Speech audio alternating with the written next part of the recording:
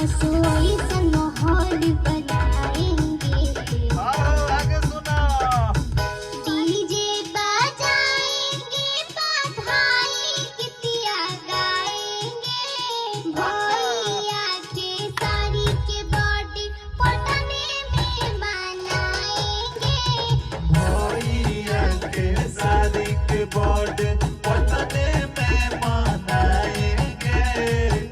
और आगे आगे भी बहुत प्लान था, सुनो। आओ। Happy birthday to you, happy birthday to you, happy birthday to you, happy birthday to you.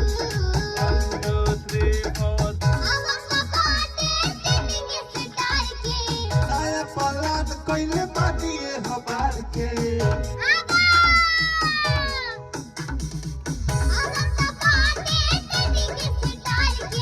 नया प्लान कइले बानी हमार के।